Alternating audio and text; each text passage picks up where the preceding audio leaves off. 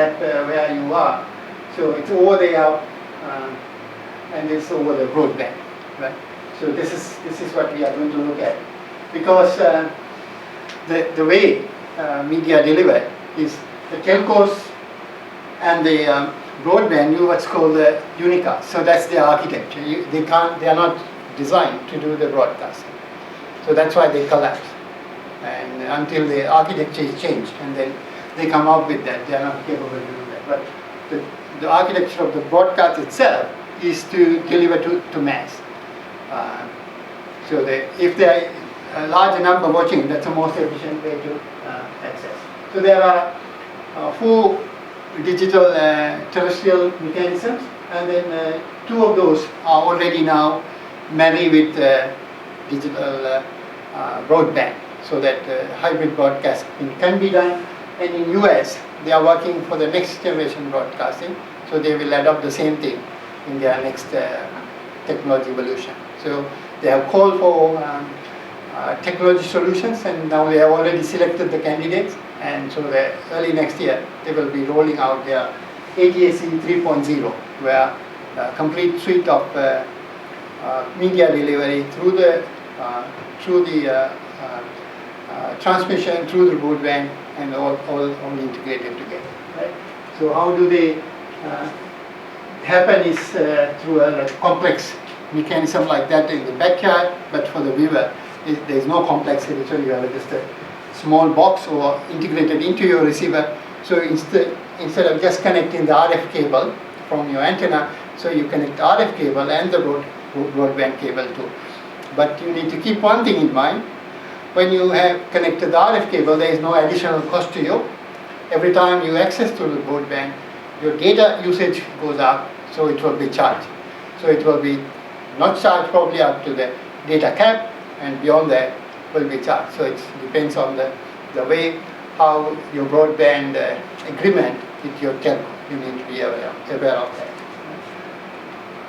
So these are the three of those technologies that are available to them. Right? I'm not going to talk about those, but there are various standards, and this is what's happening. So there's the integration of the broadcast with the broadband, which allow you to do the catch-up, whatever you missed, right? And also you can access the additional content, like you wanted to watch additional movies, so in a very near future. So once because iPlay also does that, but when you have the Freeview, I can't remember what's the brand name given for that in UK by BBC. Yeah. So once they have it, they still have the on-demand server, like you pay certain amount of subscription per month, that you can access various content up to a certain quality. Because even with Netflix, if you want to go for premium content, then you pay as you pay per week, isn't it? Because it's not unlimited. It's unlimited for a certain set of content, but not for everything. Am I right? Netflix is unlimited. Unlimited, but not everything. Do they make available everything in that bouquet? Yeah. I don't think so. Amazon Prime is limited. Right, okay. But Netflix, I think I can access to everything. Okay. So there are standards that are evolved from the organizing body, standardization body, which is the apex body for that ITU, right? So that the global harmonization can be achieved, right? So that's what's happening, and I'll show you some of that. In Europe, in Germany, they have implemented, right? So in future, very soon, you will have what's called a companion device. So you don't need the remote controller, right? So you can use your companion device, whatever, and then you can swap screen. You can, while you're watching something, you can search for your next program and then switch between those. So that's how the technology will change to do that. So this is in Norway, and this is in Japan. Right? So you can provide lots of other additional data other than the normal data. So this was available in analog TV as well, like teletext, but you can do more sophisticated things. And also you can link this with real-time data, right? So in Japan, I wrote that one, how many? 76 cameras, I think, all wired up to this central station. So they can monitor from 76 locations using the PIX cameras, pan, tilt, zoom. So you can see in a city or whatever. So that's why, let's say, an earthquake happens, you can capture immediately in that city at that time. So that recording they show, then they show live, and then they can do the zoom in, tilt, pan, and you see the level of earthquake to yourself, kind of feeling. So this is how they tend to deliver the information as you move on. So we don't have much time to go into like how the mechanisms work. So this is how the architecture works for that one. Right? So similarly, similar system has been designed in Korea. So all those are standardizing various documents so that they can be harmonized across the world. Right? So these are various other systems, and this is how you compare them among those systems. Right? I will probably finish with this one. So what you mentioned about the Netflix is what's called the OTT, right? It's over the top. So because the Netflix does not manage your network, how do you get the content? They only have the content. They only have a subscriber management screen, right? And so if you are paid, then you have access to that. And which pipe that comes through, they don't manage because it comes through the public internet, right? And there could be congestion, and so it's called OTT, right? So it is delivered over the public internet. So it works on the principle of what's called the best effort, right? So it's not managed network. So when it's IPTV, like if the BT provides as IPTV service, then it's called a managed service, managed network. But this is on a best effort because there are three artifacts, three impairments that happen in the delivery. One is there could be packet loss, there will be delays, and there will be a variation in delay, what is known as a jitter. So these three will impair your picture, right? So if your internet is so bad, you may have seen this circle going round, right? So, and then if you may think, okay, I can watch 4K because they do offer 4K as well, right? But the 4K content is there, so once you click in, it does a quick evaluation of how good is your broadband, and it compressed to that level, what's called adaptive streaming. So you lose 4K, so it's not truly 4K, right? So you think it is 4K, it may be even worse than your HD, right? So you need to be aware of what it can do, right? So that's the strength of the broadcasting, because when we do that, we do not compromise that. So this is one of those services that's offered in Malaysia. This is in Singapore, and this is actually a award-winning product about a few years ago when this was announced in our region, but now it's considered kind of a failure because it doesn't generate enough revenue for that. And this is the case. BBC has spent about 13% of their budget for online services, online delivery, but they serve only 2% of the viewership through the online delivery. So you see disparity, and they spend 13% of their budget, but they serve only 2% of their viewers. So people are not really still on the internet. They're mostly on the transmission, right? So you need to be very careful. So that's why I challenge many times when I go to many places. They say, this is the scenario. I said, so how did you get this information? How many in the sample? So once a very big organization, I don't say the name, but they said, we took a 2,000 sample to do that, including China. And then it came out from his mouth later on. And from each country, we took about 2 to 3 people. I said, okay, so in China, 2 represent the whole China. What's that, right? So I always challenge this type of statistics, and then trying to generalize. That's not the way, I mean, as good researchers, you know, for you to do your generalization, it has to be so robust in your picking up the methodology, sample, and then the observation. So that's where it's fair. So I told about that. So this is the next challenge for us, the challenge coming from the telco operators, right? So that's the one.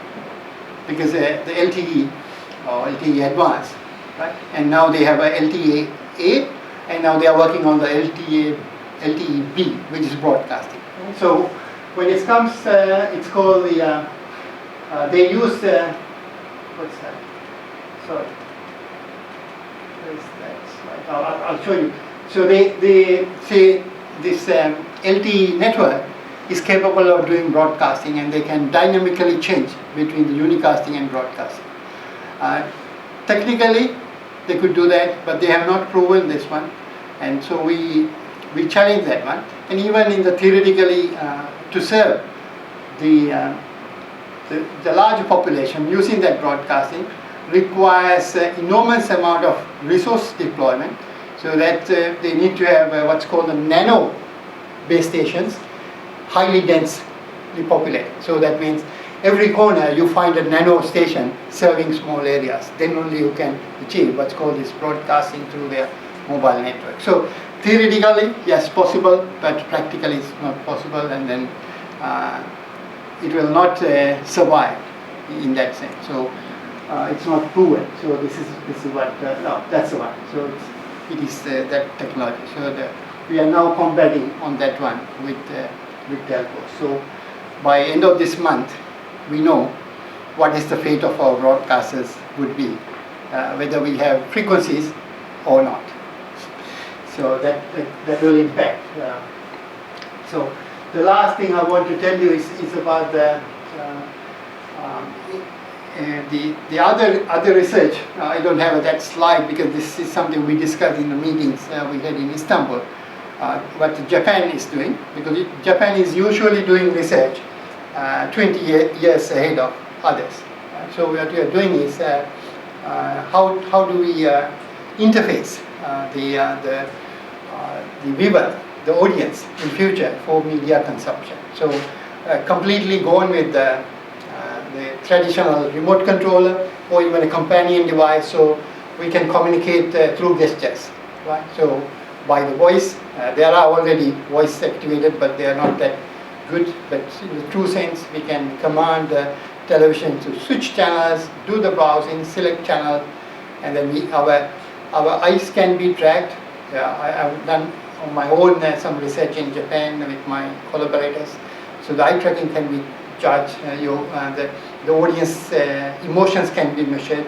How do you respond positively to do that? So that's going to be the situation. So this is the original case, and now it will be coming into all integrated fashion. So in future, we have we cannot say it's a broadband, all integrated in one form. So as the time goes by, the broadcast may slowly drop, but there has to be a growth of broadband as well, because the broadband report released last September said 53% of the population in the world has no access to broadband. So when they say no access, they don't have access to broadband at home, at office, even in a cafe. So you could see the level of disconnectivity. And 11 countries in the, as ITU defined, least developed countries, has only 9% access to broadband, including countries like Myanmar, Solomon Islands, those countries. Only 9% do have access. That 9% also include the access at the office or at a cafe, and very small number at home. So you see, it takes so long to the switch happen. So there will be a mix, and how these things evolve over the time would depend on lots of other factors. But one of the other findings is that in the developed world, the ITU, they themselves says the penetration has saturated. That means, let's say, in UK, you may not see more growth in coming years. So it has come to a certain level. So with that, I would say thank you. Thank you for your time today. I don't know whether you got some ideas because it's not in your areas of required area. Maybe another time I could talk about like what my PhD student does because my idea was she's from Sri Lanka and what we're doing is that in New Zealand there are lots of bird species in danger. So in the past there were people manually counting them. So now we want to automate that one. So we go and fix the recording devices, bring them, and then we want to find out who this bird is and then how many birds are there. So we need to make the distinction between the different bird species, and within the same bird species we need to make the count of how many bird species are there. So this is the PhD research at this moment going on. The other one which I told you, the one on tube measurement. So thank you so much, and so that's it. Okay. Thank you. You won the trophy. Yeah.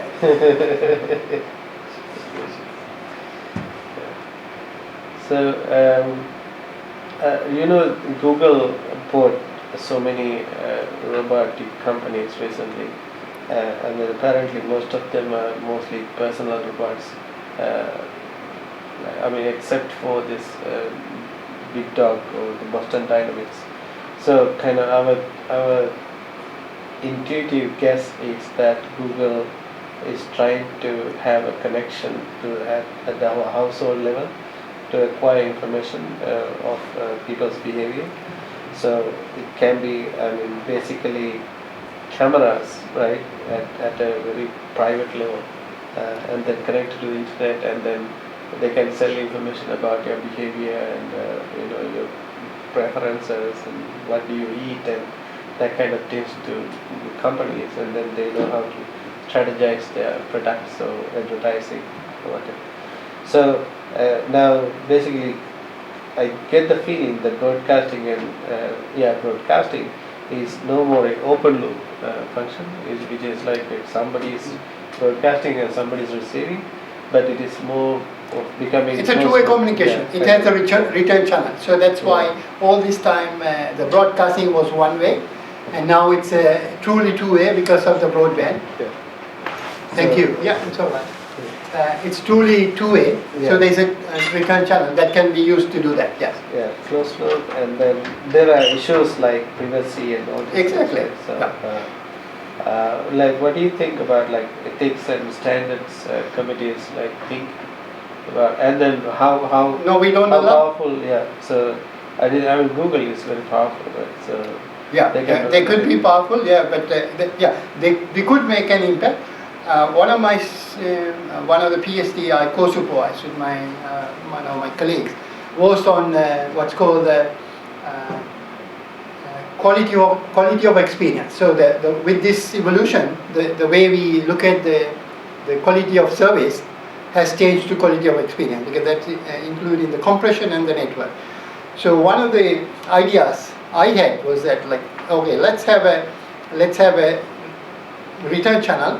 Use that to evaluate this one. So one of the Sri Lankan students who did the bachelor's, and then she did the master's with me too. I got her to do the preliminary part where we did the image processing. So there's a camera fixed on the TV, and then we look at the emotions, whether the person is happy or that one. And then there's another PhD student who did a work on how many times you click and then change the site, and does that, the level of frustration derived from that one. But every time when we talk about this, there is always a question of inclusiveness. So nobody likes it. And Japan has done this quite a lot. And then some of the television manufacturers, camera is harder to hide, but the microphone can do that. And they try to incorporate a microphone. So let's say, so you have a TV, so while watching, we are talking, so that microphone could pick up everything, put that. So there was an initiative like that, but it was blocked. You can't do like that. So it's like a cheating. It's almost like cheating of the VW. It's a massive thing. So if that reveals that the brand will be gone, let's say Samsung, this is hypothetical. If Samsung does that, nobody will buy that one. Yeah. So it's still a critical issue, but as you said, not only Google, all the big companies. So what you said was just one thing. In our broadcast industry, big industries are buying other industries. Let's say you are a small organization but very highly specialized, and I'm a big organization. I have money, but I don't have that expertise. They quickly go and buy that organization, and then restrict that expertise is not that easily available to the rest of the world. So they form this kind of a strength to hit against others. So it's a kind of a vertical integration kind of a thing, which affects that one. And then it's a kind of anti-competitive thing.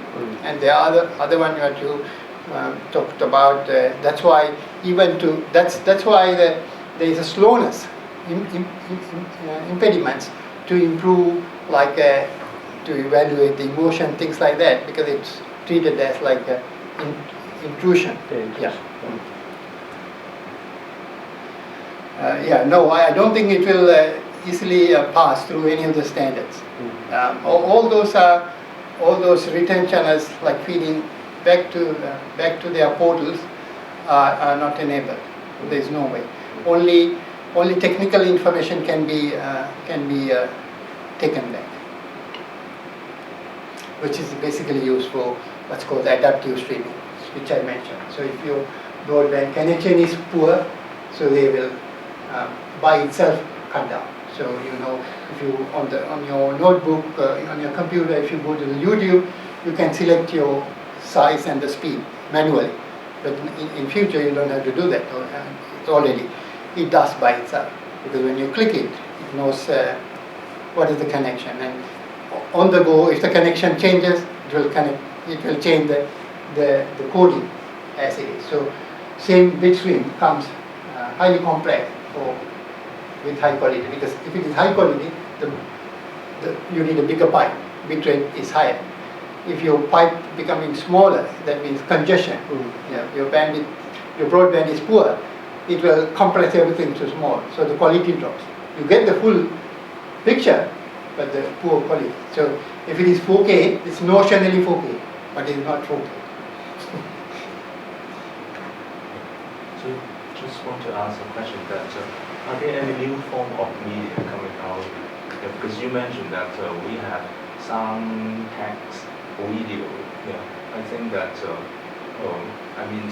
we know all about this form of media for a long time. Do you think that there will be a new form of media? Yeah. So new form of, like what? What you could be. I don't know. Yeah. So okay. That's why I asked. So I'm just thinking about, for example, whether there's something totally new, different from the existing media, and that which can change our life, something like that. Yeah, no, but I don't think there can be completely new form of media, because if you look at because that's something you always look at inspired by our normal natural things, normal ecosystem. Right. It's a sound, right? Yeah. And then text also something we generated, right? And then the pictures, right? So there can't be anything other than some of the characters, and then so they are all kind of a two-dimensional sound, right? And then the pictures. So now the sound, sound we had mono. You enjoy stereo. Now we have 5.1, 7.1. Now we have 22.2. So that's a sound system. It's a three-dimensional sound system. So you have a 22.2, which is the 7.1 in 3 layers, right? 7.1. So with the 8K television or UHD TV2, that's a system, sound system, what's called the 22.2, which is standardized by ITU for the Japanese system. But also there's another proposal came from Dolby. So they are talking about like just coding everything and decoding for anything. But I still don't understand that concept, how well it could generate. Yeah, and for the pictures, you know, the 3D was a failure. It came like a big thing that didn't pick up the market. So the next one will be actually the 3D without glasses. So that's the time you will have the real next media. Because people haven't studied, everyone has to wear glasses. So if you come to my house, we cannot watch anything because I don't keep glasses for 10 people, right? So this is the practicality. And then if you want to watch for a little longer, the fatigue, health effects were not studied before we introduced. So that was too early. So that's what's going to be the kind of next one. So the Japanese say maybe 2030, they have a system for without glasses. I'm sure they will come up with something. And then the next thing they are talking about is the foldable, like that piece of sheet, that's television.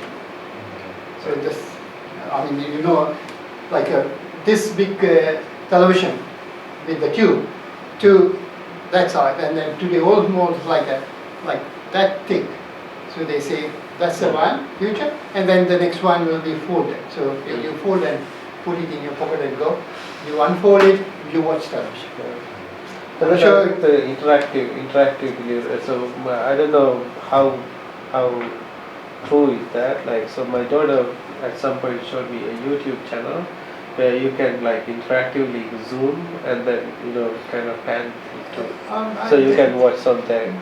That is actually possible many years ago. Many years ago. Yeah, because when we went to digital, early stage of what's called the value-added services was that we give the producer's cut, right? Let's say football, or mainly for football. Producer's cut, and then we give some cameras.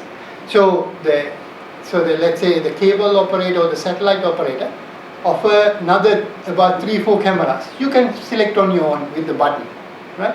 And this can be done very easily with the what I said hybrid cars. So you can do this quite easily. And what now Japanese are claiming is that there is because the rest of the world actually questioning Japanese, why do you need the 8K? Because actually 8K will not give anything better than 4K, right? Because if you want to watch 8K, you need to go that course. So we say not possible because it's such a large. Because every time when you double the spatial resolution, you can half the distance. You need to go close, otherwise you're not getting that advantage. If you watch right from back, you may have 8K, you watch 4K. If you stick twice that distance, you watch just a high definition TV. So people don't understand. So this is something the television sellers or the manufacturers are doing. They produce and market. So this is what they did in 3D TV also.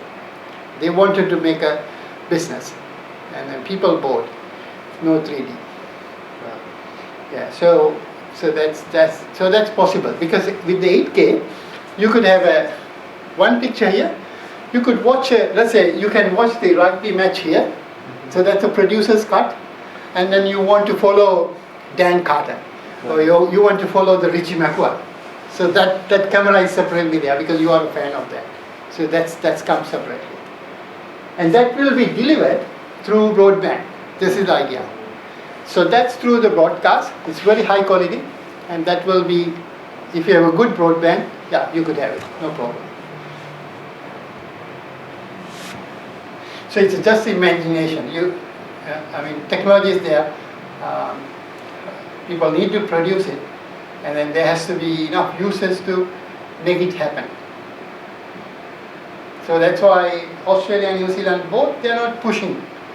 They have left that to the market to grow because everyone is happy.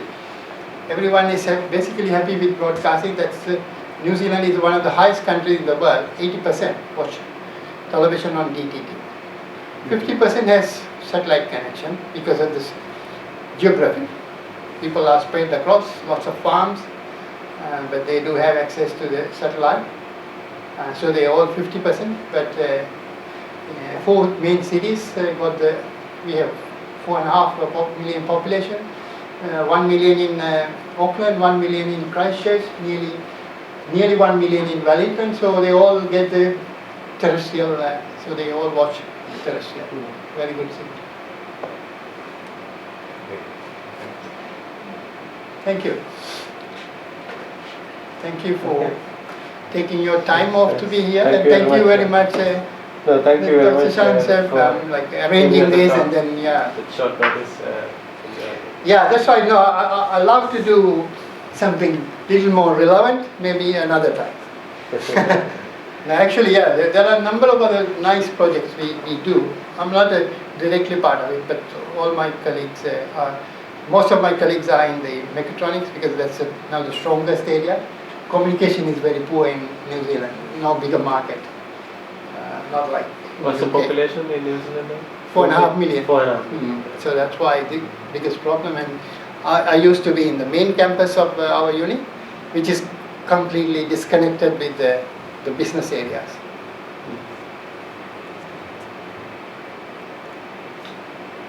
Okay. Yeah, Right. thank you. Thank you very much.